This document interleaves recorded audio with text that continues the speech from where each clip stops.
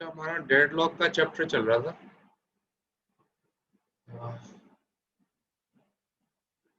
तो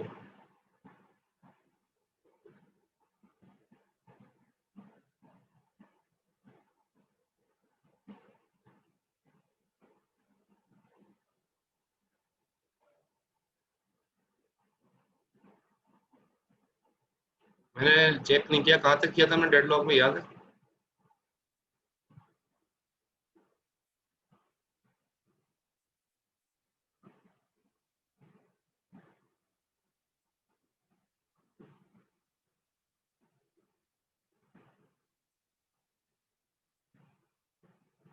स्लाइड्स आ गई है, आप लोग बता दीजिए कहाँ तक किया था।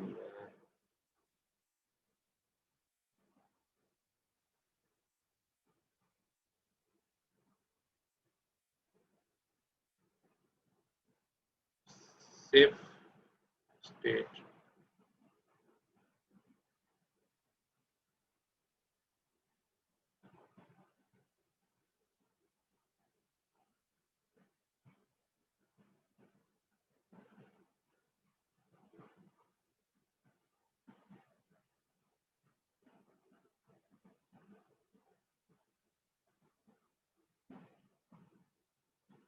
ये भी मैंने करा दिया था आपको, मैं टेबल फॉर्म से कि डेडलॉक है कि नहीं, टेबल से हम अवेलेबिलिटी चेक करके।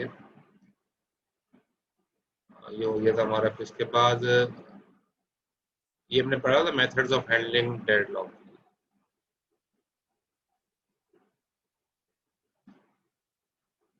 ये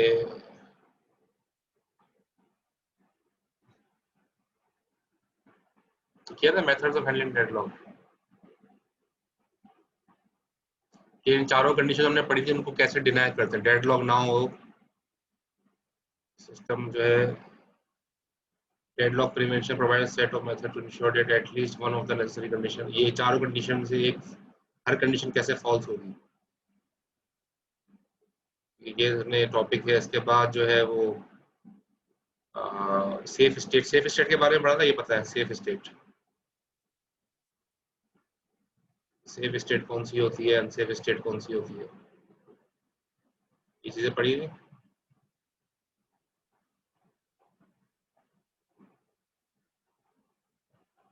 एक न्यूमेरिकल भी है अनसेफ स्टेट का, ये सेफ स्टेट का कि सेफ स्टेट कौन सी है, अनसेफ स्टेट कौन सी है। जी बताइएगा, कोई है या मुझे देखना पड़ेगा अपलोडेड स्लाइड उसमें।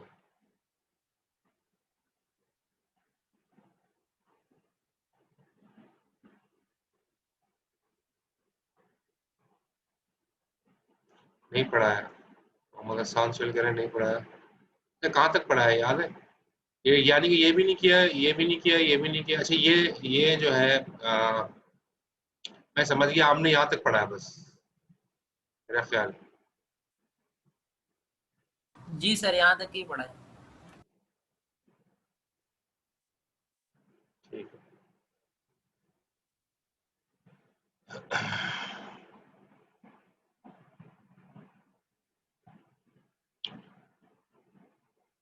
अच्छा, अब जो हम पढ़ रहे हैं methods of handling deadlock, deadlock को कैसे हैंडल किया जाए, उसके जो है मुख्तलिफ मेथड्स हैं।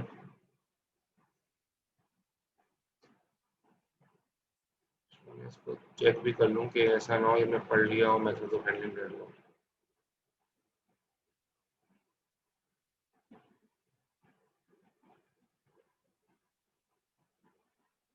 चलिए पढ़ लेते हैं।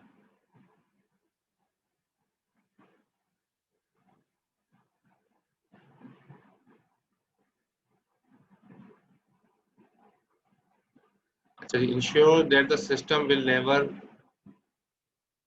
Enter into a deadlock state. System जो है ना डेडलॉक स्टेट में एंटर ना हो, सिस्टम डेडलॉक स्टेट के अंदर एंटर ना हो।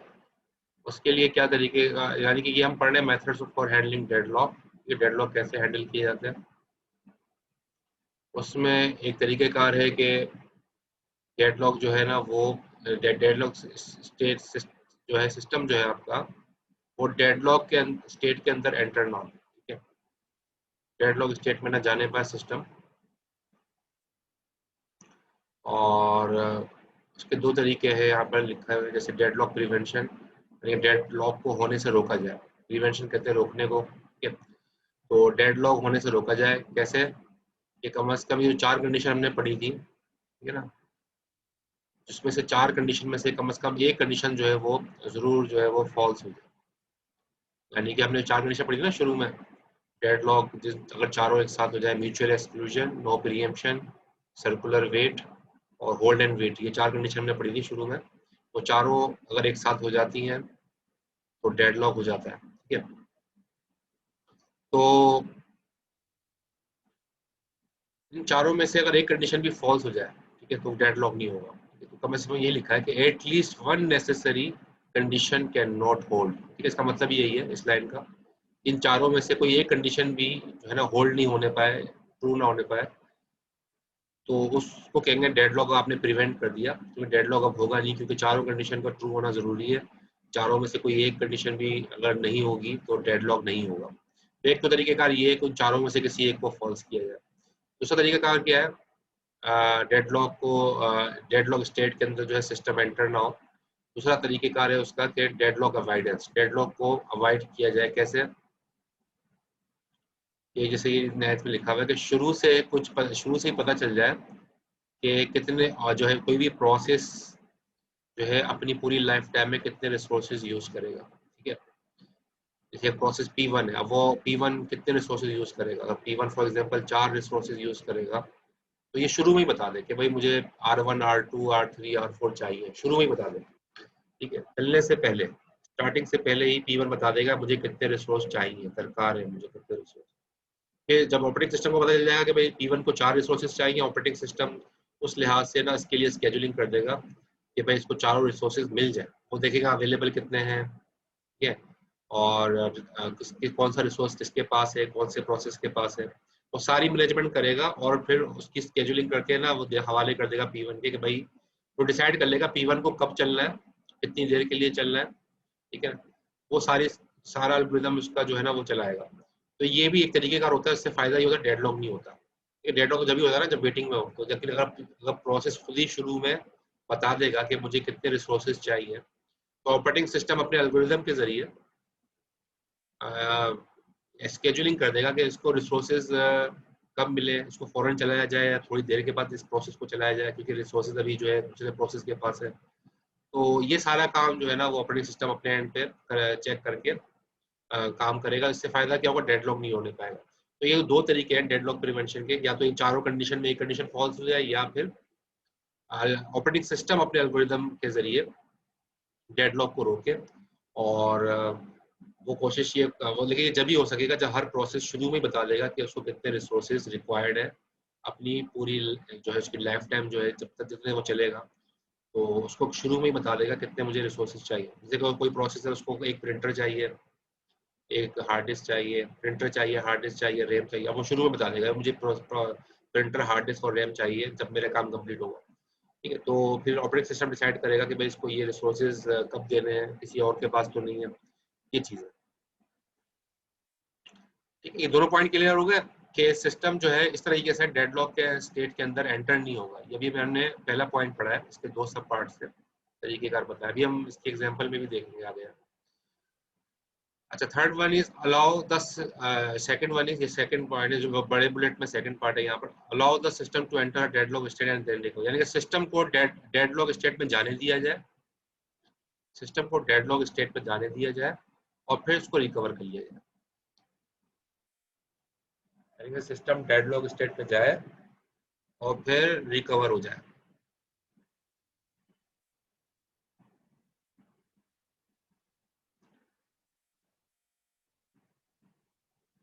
तो इसको भी जो है ना हम कहेंगे कि इसने डेडलॉक का एक तरह से डेडलॉक की हैंडलिंग हुई है, ठीक है। जैसे विंडोज में भी, विंडोज में एक्चुअली यही स्ट्रेटेजी है। विंडोज में डेडलॉक में वैसे तो विंडोज में डेडलॉक अवॉइडेंस एल्गोरिथम भी है, लेकिन अगर इसके बावजूद भी डेडलॉक अगर हो जाता है बाय चांस तो फिर उसको रिकवर भी करने की सलाहियत विंडोज में है, खासतौर पर बढ़ा दी है अब जो है, जो लेटेस्ट विंडोज आ रही है। अच्छा, आखिरी ऑप्शन क्या है, डेडलॉक हैंडलिंग का, ignore the problem and pretend that deadlock never occur in the system used by most operating system including Unix. कि आपका जो है डेडलॉक का पूरा प्रॉब्लम इग्नोर कर देंगे, यानी कि डेडलॉक सिस्टम को ऐसा डिजाइन किया जाए कि इसमें डेडलॉक की गुंजाइश ही ना हो। तो यूनिक्स है ना, यूनिक्स या लिनक्स जो आप लैब में भी कर रहे हैं, तो वो जो ऑपरेटिंग सिस्टम है ना उसमें डेडलॉक नहीं होता, उसमें वो आपको कभी भी हैंग नहीं मिलेगा। लिनक्स हैंग हो गया, वो हैंग नहीं होता। क्यों? क्योंकि उसको डिजाइन ऐसा किया गया है कि उसके अंदर डेडलॉक कभी बनता ही नहीं, गुंजाइश ही नहीं है डेडलॉक होने की। तो इस तरह की ये कुछ स्ट्रेटजीज हैं डेडलॉक हैंडलिंग की। इस लैंड कोई क्वेश्चन तो नहीं है, आगे चलते हैं। वैसे डिस्क्रिप्शन आगे है काफी चीजों की।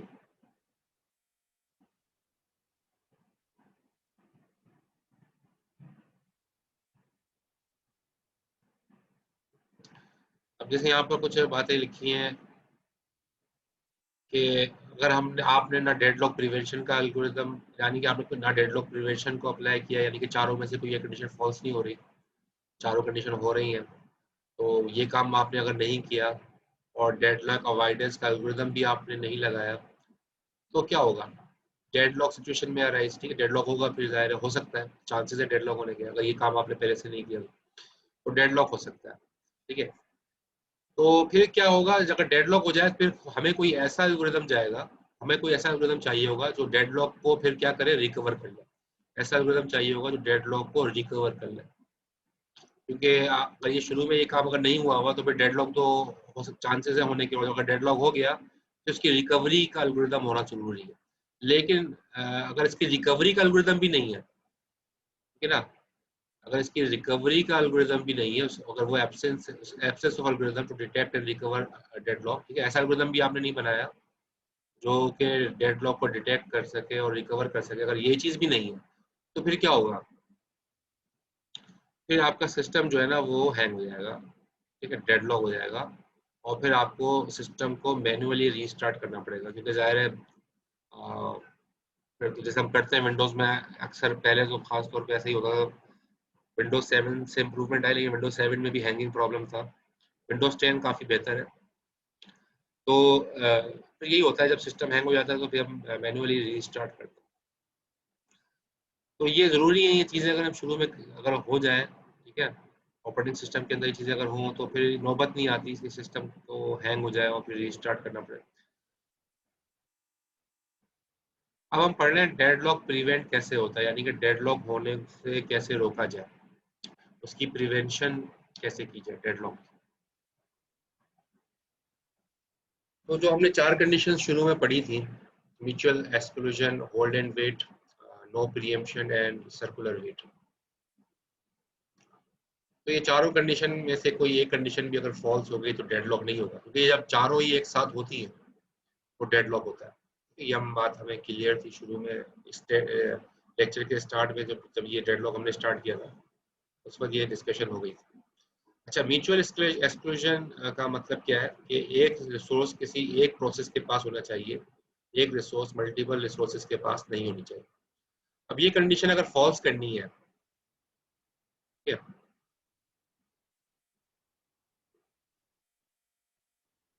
अगर ये कंडीशन फॉल्स करनी है, ठीक है, तो कम से कम आपके सिस्टम में एक रिसोर्स ऐसी जरूरी होगी होनी चाहिए जो कि नॉन शेयरेबल हो। कुछ रिसोर्सेज आप सिस्टम में ऐसी हो जो नॉन शेयरेबल हो, यानी कि अगर कोई एक प्रोसेस के पास हो तो वो रिसोर्स किसी दूसरे को ना मिले, इसको कहते हैं नॉन शेयरेबल रिसोर्स। जैसे प्रिंटर है, प्रिंटर का कोई एक प्रिंट आउट निकाला दूसरे को थोड़ी मिलेगा, वो तो जब तक पहले का प्रिंट आउट नहीं निकलेगा वो दूसरा उसको एक्सेस नहीं कर सकता। तो हम कहेंगे प्रिंटर एक नॉन शेयरेबल रिसोर्स है, क्योंकि एक वक्त में दो लोगों का प्रिंट आउट नहीं निकलेगा, एक वक्त में एक का निकलेगा प्रिंट आउट, ठीक है। लेकिन अगर कोई ऐसा फोल्डर बना हुआ है, फॉर एग्जाम्पल जैसे पीएफ किट में आपने PF3 के नाम से एक फोल्डर आपने देखा होगा, तो सब एक्सेस करते हैं, एक ही वक्त में मल्टीपल लोग उसको एक्सेस करते हैं, तो वो रिसोर्स है शेयरेबल, एक वक्त में मल्टीपल लोग एक ही फोल्डर को एक्सेस कर रहे हैं। तो म्यूचुअल एक्सक्लूजन के अगर फॉल्स करना है तो उसके लिए ज़रूरी है कि कम से कम एक रिसोर्स तो ऐसी हो जो कि नॉन शेयरेबल हो, ठीक है ना। तो शेयरेबल रिसोर्स में रिक्वायर्ड ही नहीं होती। नॉन शेयरेबल एक रिसोर्स ऐसी हो जो है जो नॉन शेयरेबल हो, तो बस पहला तो ये है।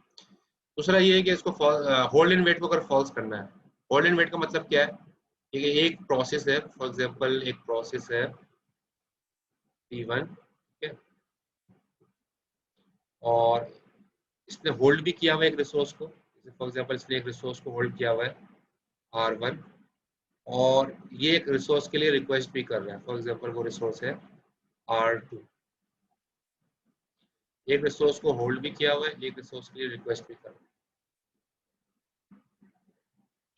उसको कहते हैं होल्ड एंड वेट। ठीक है, अब ये कंडीशन होने ना पाए, होल्ड एंड वेट ना होने पाए, उसके लिए उसको कैसे रोकेंगे?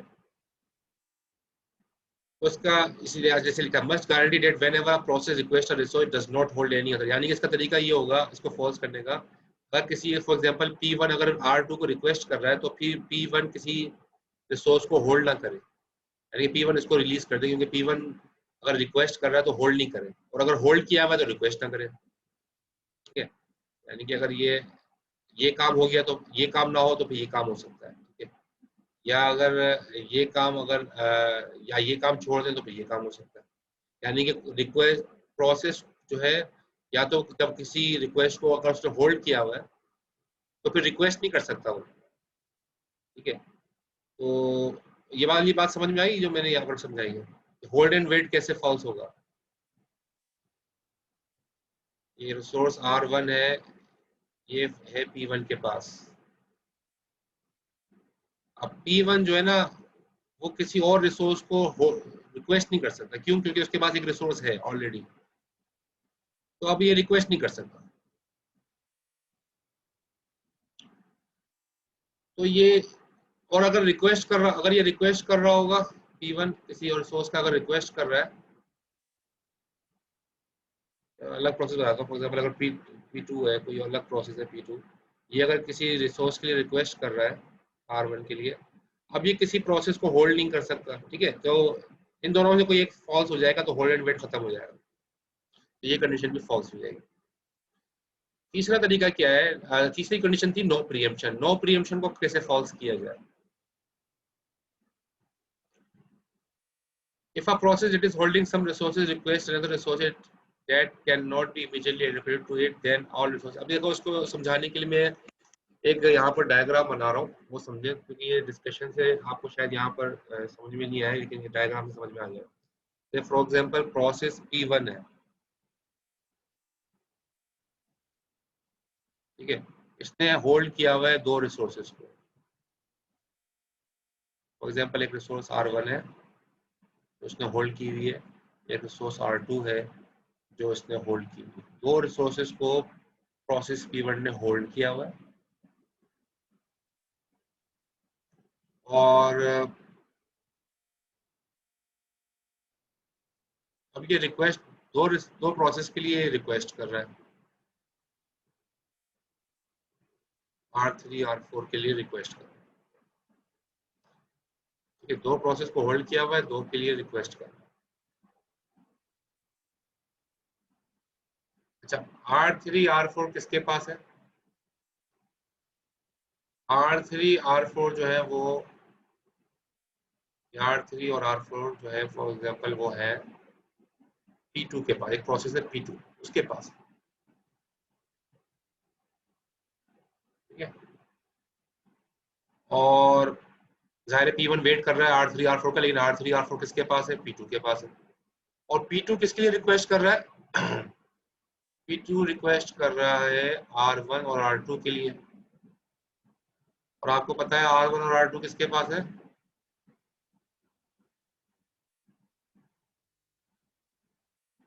P1 के पास। सही बताया महाज ने। देखो R1 और R2 किसके पास है? R1 R2 तो P1 के पास है। ठीक है, यानी कि दूसरे लफ्जों में P2 जो है ना, वो P2 को वो रिसोर्सेज चाहिए जो P1 के पास है। R1 R2 P1 के पास है। ठीक है, P2 को वो रिसोर्सेज चाहिए जो P1 के पास है, और P1 को वो रिसोर्सेज चाहिए जो P2 के पास है। ठीक है, R3 R4 P2 के पास है। तो ये एक तरह से वेटिंग हुई है, अब डेडलॉक कंडीशन लग रही है हमें यहाँ पर। ठीक है, तो यहाँ पर ये कह रहा है नो प्रीएम्पशन के, नो प्रीएम्पशन का मतलब, तो अगर इस कंडीशन को फॉल्स करना है, यानी कि नो प्रीएम्पशन को कैसे फॉल्स किया जाएगा? कि अगर कोई प्रोसेस यानी कि प्रीएम्प्ट किया जाएगा, प्रीएम्प्ट करेंगे तो ये जो फॉल्स हो जाएगा, यानी कि होगा क्या कि वॉलंटरीली अगर कोई प्रोसेस किसी रिसोर्स के लिए रिक्वेस्ट कर रहा है तो जितने रिसोर्सेज उसने होल्ड किए हैं वो सबको रिलीज कर देगा। P1 इसको भी रिलीज कर देगा, R1 को भी, और P1 R2 को भी। इसी तरीके से P2 अगर किसी रिसोर्सेज को रिक्वेस्ट कर रहा है तो सबसे पहला काम ये करेगा जितने रिसोर्सेज उसने होल्ड किए हैं वो उसको रिलीज कर देगा, तो R3 R4 रिलीज हो जाएंगे। दूसरे लफ्जों में मतलब बात कहने की मतलब ये कि अगर कोई प्रोसेस रिक्वेस्ट कर रहा हो तो जितने रिसोर्सेज उसने होल्ड किए हैं वो वॉलंटरीली वो प्रोसेस वो रिसोर्सेज को रिलीज कर देगा। तो फायदा ये होगा, फायदा ये होगा P1 को जो चाहिए थे वो P1 को मिल जाएंगे, क्योंकि R1 और R2 जो है सॉरी R3 और R4 जो है फ्री हो गए, क्योंकि P1 P2 ने रिलीज कर दिया, तो R3 R4 इसको मिल जाएंगे। इस तरह P2 को R1 R2 चाहिए वो भी उसको मिल जाएंगे क्योंकि P1 ने रिलीज कर दिया। तो P1 को भी रिक्वायरमेंट पूरी हो जाएगी, सारे रिसोर्सेज मिल जाएंगे, P2 को भी सारे रिसोर्सेज मिल जाएंगे। तो इस तरह से डेडलॉक नहीं बनेगा। ठीक है, इस तरह से इस कंडीशन को फॉल्स कर सकते हैं कि अगर कोई प्रोसेस किसी रिसोर्स को रिक्वेस्ट कर रहा है तो वो अगर उसने कोई प्रोसेस होल्ड भी किया, अगर उसने प्रोसेस ने कोई रिसोर्स होल्ड की हुई है तो वो फौरन रिलीज कर देगा जितनी भी रिसोर्सेज उसने होल्ड की हुई है। तो सारे प्रोसेस अगर यही काम करेंगे, अगर 10 प्रोसेस है, 10 के 10 प्रोसेस रिक्वेस्ट अगर कर रहे हैं तो वो जितनी होल्ड की हुई रिसोर्सेज को रिलीज कर देंगे, तो जो जिसका वेट कर रहा था वो उसको मिल जाएगा। इस तरीके से डेडलॉक खत्म हो जाएगा। तो ये नो प्रियम्पशन को फॉल्स किया गया। ये बात क्लियर हो गई, नो प्रियम्पशन को फॉल्स करने का तरीका समझाया।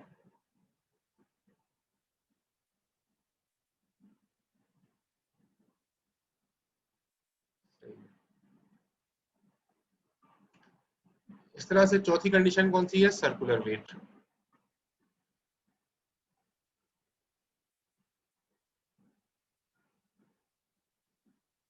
चौथी कंडीशन सर्कुलर वेट की है। सर्कुलर वेट का मतलब क्या है कि सर्कुलर वेट में भी हमने देखा था डेडलॉक बन जाता है, साइकिल यानी कि घूम फिर के वापस अगर पहले प्रोसेस के पास आ गए, ठीक है, P1 से स्टार्ट हुआ घूम फिर के वापस P1 के पास आ गया, तो इसका मतलब है साइकिल है, सर्कुलर वेट है, तो वो भी डेडलॉक कंडीशन है। उसको अगर फॉल्स करना है, उसको फॉल्स करने का तरीका क्या है, तो उसका यहाँ पर एक लाइन लिखी है कि जितने भी रिसोर्सेज है ना, जितने भी रिसोर्सेज हैं उनको इंक्रीजिंग ऑर्डर ऑफ इनोबरेशन के तहत जो है ना असाइन किया जाए। क्या मतलब इंक्रीजिंग ऑर्डर ऑफ इनोबरेशन, इसका मतलब ये है कि फॉर एग्जांपल यहाँ प्रोसेस P1 है, P1 जो है वो रिक्वेस्ट कर रहा है रिसोर्सेज के लिए जो कि P2 के पास है,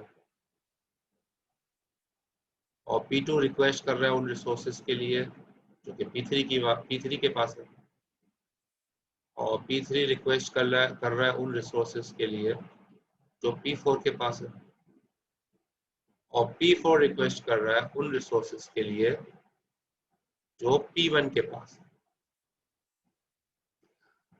अब ये सर्कुलर वेट है क्योंकि P1 से स्टार्ट हुआ, P1 वेट कर रहा है उन रिसोर्सेज के लिए जो P2 के पास है, P2 वेट कर रहा है रिसोर्सेज के लिए P3 के पास है, P3 वेट कर रहा है रिसोर्सेज के लिए जो P4 के पास है, और P4 वेट कर रहा है रिसोर्सेज के लिए जो P1 के पास है।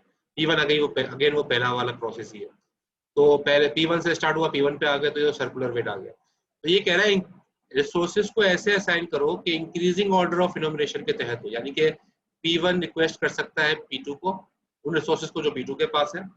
अब 1 से 2 बड़ा नंबर है ना, इंक्रीजिंग ऑर्डर का मतलब क्या है, बड़े नंबर के ऊपर जो है वो रिक्वेस्ट कर सकता हूँ।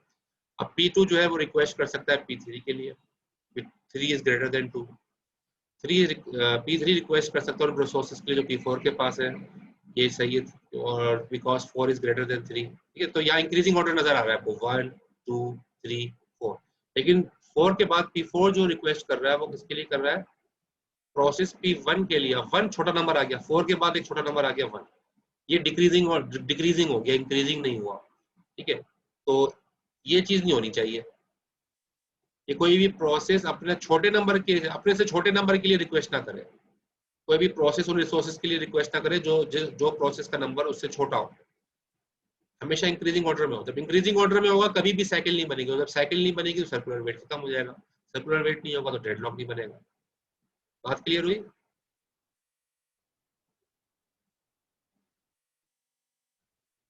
सर्कुलर वेट ना हो उसके आसान तरीका, इंक्रीजिंग ऑर्डर के अंदर प्रोसेस एक जो है ना वो रिक्वेस्टिंग जो करे वो इंक्रीजिंग ऑर्डर के अंदर हो, डिक्रीजिंग ऑर्डर ना होने पाए, तो डिक्रीजिंग से ही साइकिल बनेगी। डिक्रीजिंग मतलब पिछला वाला प्रोसेस, उसी से साइकिल बनेगी। जब ऐसा पिछले वाले पे जाएगा ही नहीं तो साइकिल भी नहीं बनेगी।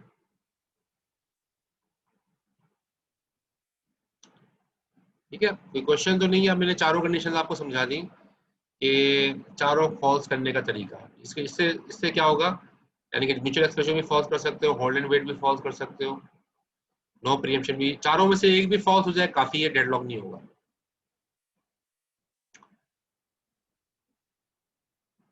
ठीक है, और उसके तरीके यहाँ बता दिए।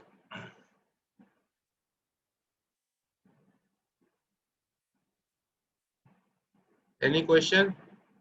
चारों में से कोई बात कोई रह तो नहीं कि जहन में कोई सवाल हो तो? ठीक।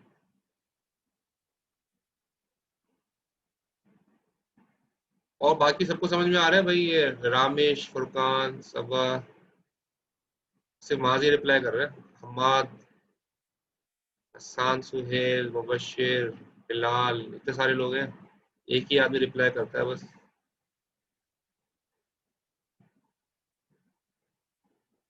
ठीक है, और कम से कम मैं जब आपको सब पूछा करूँ कि यार आपको क्लियर है, तो सब लोग कम से कम रिस्पॉन्ड कर दें यस क्लियर, तो उससे भी ये होता है कि भाई आप सुन रहे हो।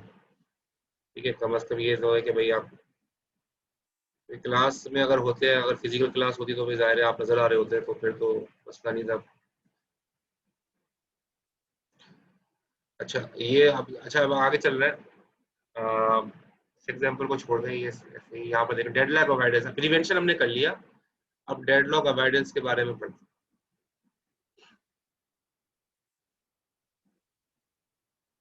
डेडलॉक अवॉइडेंस के अंदर तो हमने आपको बताया ना, शुरू में ही अगर पता चल जाए, प्रियोरी इन्फॉर्मेशन का मतलब क्या है, शुरू में ही पता चल जाए हर प्रोसेस अपने लाइफ टाइम में पूरे चलने में कितने रिसोर्सेज यूज करेगा, हर प्रोसेस कितने रिसोर्सेज यूज करेगा। अगर वो हर प्रोसेस शुरू में ही बता दे तो ऑपरेटिंग सिस्टम अपना ऐसा एल्गोरिदम, अपने एल्गोरिदम के जरिए जो है ना, वो कोशिश ये करेगा कि सर्कुलर वेट ना होने पाए और डेडलॉक ना बने। ठीक है, लेकिन ये जब ही होगा जब हर प्रोसेस बता देगा कि शुरू में वो उसको कितनी maximum maximum number of resources कितनी उसको चाहिए होंगी, जब वो चलेगा तो तभी मुमकिन है कि वो एल्गोरिदम जो है वो चलेगा उस इंफॉर्मेशन की बिहाफ पे, जो हर प्रोसेस बताएगा कि उसको कितनी रिसोर्सेज चाहिए। जैसे फॉर एग्जाम्पल P1 बताएगा कि मुझे 10 रिसोर्सेज चाहिए,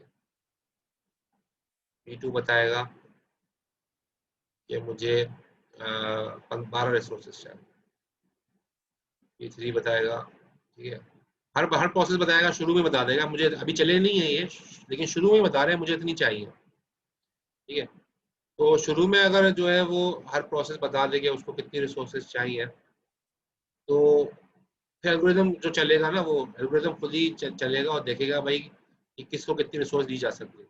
अब 10 रिसोर्सेज हैं, 10 के अंदर देखा जाएगा कि 10 में से ये कहीं कॉमन तो नहीं है, कोई रिसोर्स इन तीनों में कॉमन तो नहीं है।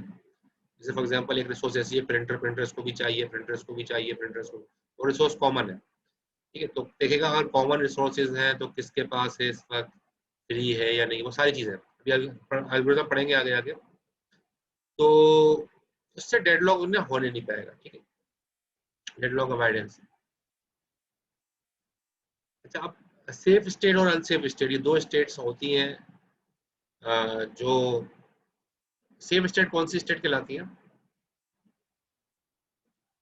When a process request an available resource, system must decide if immediate allocation leave the system in a safe. यानी कि कोई प्रोसेस ने किसी रिसोर्स के लिए,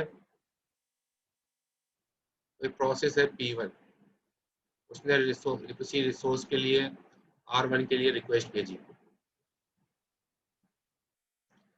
अब सवाल ही पैदा होता है या तो R1 इसको दे दी जाए या R1 इसको ना दिया जाए। अगर इसको R1 को दे दिया जाए, कहीं ऐसा तो नहीं है R1 को जब इसको दे दिया क्योंकि इसने रिक्वेस्ट किया था, तो उसकी रिक्वेस्ट फुलफिल हो गई तो ये एज खत्म हो जाएगा, R1 इसको मिल जाएगा। तो कहीं ऐसा तो नहीं है कि अगर इसको R1 दे दिया जाए तो बहुत सारे process P2, P3, P4, P5, बहुत सारे प्रोसेस हैं, वो सारे के सारे प्रोसेस जो हैं वो मुसलसल वेटिंग में चले जाएं और कभी चलने ना पाए। R1 अगर उसको दे दिया जाए, तो ऐसा तो नहीं है कि P2 P3 P4 उनको भी यही चाहिए था R1, और इसको असाइन करने से ये बहुत मुसलसल पेंडिंग में रहे। तो अगर ऐसा हो रहा है तो ये डेडलॉक बन जाएगा। तो सेफ स्टेट कौन सी स्टेट होती है कि अगर R1 को P1 दे दिया जाए और बाकी सब जो है वो पेंडिंग में नहीं जाते, बाकी सब पेंडिंग में नहीं जाते इसके देने से, तो फिर हम कहेंगे ये सेफ स्टेट। लेकिन अगर सारे पेंडिंग में चले जाए और डेडलॉक बन जाए तो हम कहेंगे वो अनसेफ स्टेट। ठीक है, तो ये एक चीज थी जो सेफ स्टेट और अनसेफ स्टेट की। अभी तो खैर अभी मैं आपको सिर्फ थ्योरेटिकली पढ़ा हूँ, प्रैक्टिकली भी देखेंगे भी आगे एग्जांपल्स में। यानी कि जिस स्टेट पे चल के डेडलॉक बन रहा है वो अनसेफ स्टेट है, और जिन स्टेट्स पे चल के डेडलॉक नहीं बन रहा वो सेफ स्टेट।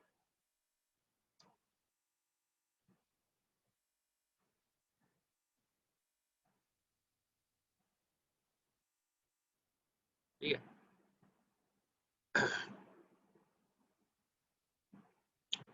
अच्छा ये थोड़ा टेक्निकल टर्म लिखा हुआ है, मैं इसको समझाने की बजाय आपको आगे प्रैक्टिकली समझा दूंगा। ये भी समझा सकता हूँ लेकिन इससे अच्छा है कि मैं आपको आगे से समझाऊं। अच्छा, बेसिक फैक्ट्स क्या है, ये भी थोड़ा देख लीजिए स्लाइड में क्या लिखा है। If a system is in safe state not deadlock, यानी कि जो भी थोड़ी देर पहले बात बताई, अगर सेफ स्टेट के अंदर सिस्टम है, बाकी सारे प्रोसेस पेंडिंग में नहीं जा रहे, किसी प्रोसेस को रिसोर्स देने से बाकी सारे प्रोसेस पेंडिंग में नहीं जा रहे, डेडलॉक नहीं बन रहा, तो इसका मतलब है वो स्टेट सेफ स्टेट है। ठीक है, जो डेडलॉक नहीं बन रहा है। लेकिन ऐसी स्टेट जहां पर पॉसिबिलिटी और डेडलॉक बनने की, ऐसी स्टेट को हम कहते हैं अनसेफ स्टेट। तो डेडलॉक अवॉइडेंस का एल्गोरिथम काम क्या करेगा, वो इस बात को इंश्योर करेगा कि ensure data system will never enter an unsafe state. System unsafe state में जाए ही नहीं, सिस्टम हमेशा सेफ स्टेट में रहे। अनसेफ स्टेट में सिस्टम जाए नहीं, अनसेफ स्टेट में गया तो डेडलॉक के चांसेस हो जाते हैं। तो डेडलॉक अवॉइडेंस का जो एल्गोरिथम होगा वो सेफ स्टेट में सिस्टम को रखने की कोशिश करेगा। तो यहाँ पर आप देखें, इस डायग्राम में दिखाया गया है, ये जो ब्लू एरिया है, ये दिखाया गया है कि यहाँ पर जो है वो डेडलॉक हो रहा है, और यहाँ पर चांसेस है डेडलॉक होने के, ये अनसेफ स्टेट है। जबकि ग्रे एरिया में देखें, ये जो सेफ लिखा हुआ है ये सेफ स्टेट। सेफ स्टेट में कोई डेडलॉक नहीं है, अनसेफ स्टेट में डेडलॉक के चांसेस है। तो अगर आपका एल्गोरिथम, अवॉइडेंस का एल्गोरिथम सिर्फ सेफ स्टेट के अंदर ही रखे सिस्टम को, यहाँ जाने ही ना दे, तो कभी डेडलॉक होगा ही नहीं। बात क्लियर हो गई सेफ अनसेफ की जो मैंने डिस्कशन की। अभी प्रैक्टिकली एग्जांपल भी देखते हैं कि सेफ स्टेट कैसे हो रही है, अनसेफ स्टेट कैसे, वो क्या है वो भी देख लेते हैं।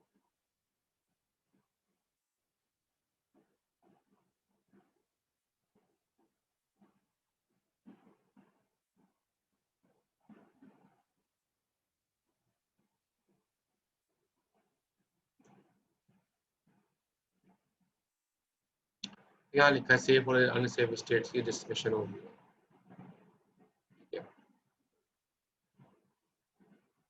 तो ये मैंने जो स्लाइड्स बनाई है ना, ये मैंने मुख्तलिफ जगहों से एग्जाम्पल्स लेके, ताकि आपको बातें क्लियर हो जाए। बुक से तो ली हुई है लेकिन इसके अंदर मैंने एडिशनल चीज़ें ऐड की हैं ताकि कॉन्सेप्ट बिल्कुल क्लियर हो जाए। तो ये एग्जांपल आपको जैसे यहाँ पर दिखाई जा रही है, ये बुक में नहीं है। सेफ एंड अनसेफ स्टेट बता रहे हैं। State is said to be safe if it is not if it is not deadlocked and there is some scheduling order in which every process can run to completion even if all of them suddenly request their maximum number of resources immediately। अब यहाँ पर ये बात कह रहा है कि हर process,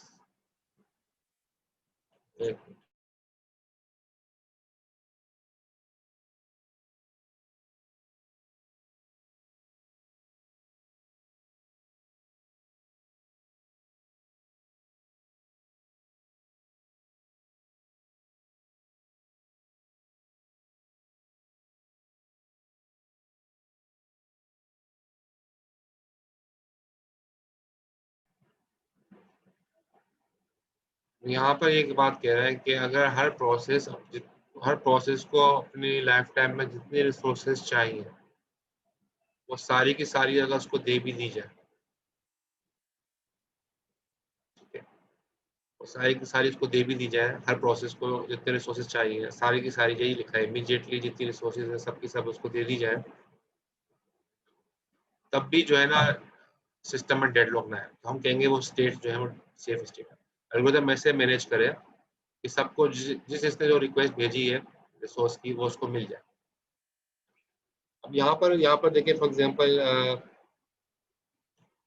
ये कुछ यहाँ पर दिखाया गया है, टोटल रिसोर्सेज फॉर एग्जांपल 10 है, उसमें से 7 जो है वो ऑलरेडी एलोकेटेड है, ठीक है, 7 रिसोर्सेज ऑलरेडी एलोकेटेड, ये 7 रिसोर्सेज ऑलरेडी किसी को मिली नहीं, तो 10 में से अगर 7 मिली तो बची कितनी, फ्री कितनी हुई, 3, ठीक है, तो 3 बची है।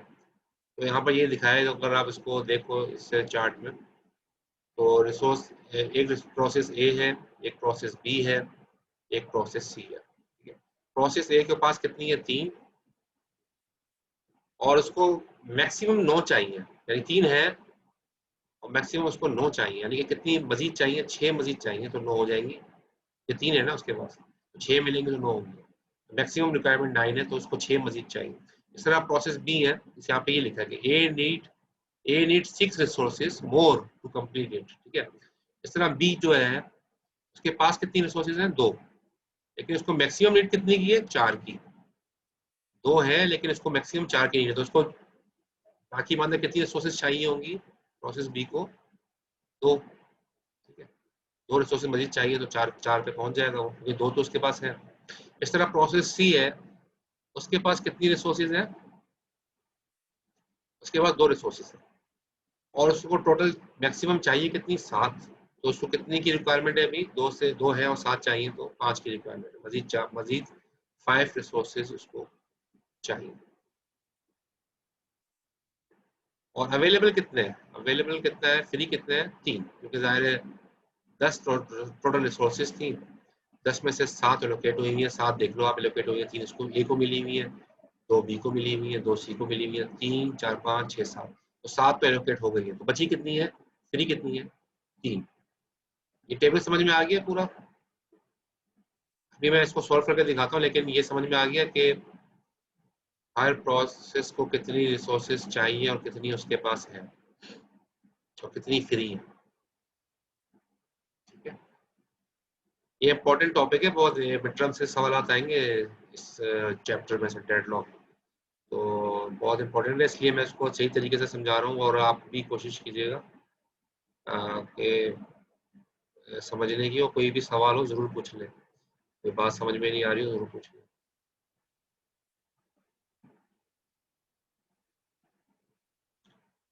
अच्छा, अभी मुझे एक लेस देन अ मिनट होने वाला है, दिखा रहा है यहाँ पे, मैं मीटिंग दोबारा कनेक्ट कर रहा हूँ, ताकि ये अभी शुरू करूँगा फिर कनेक्ट डिस्कनेक्ट हो जाएगा, उससे अच्छा है अभी डिस्कनेक्ट करके कनेक्ट करें।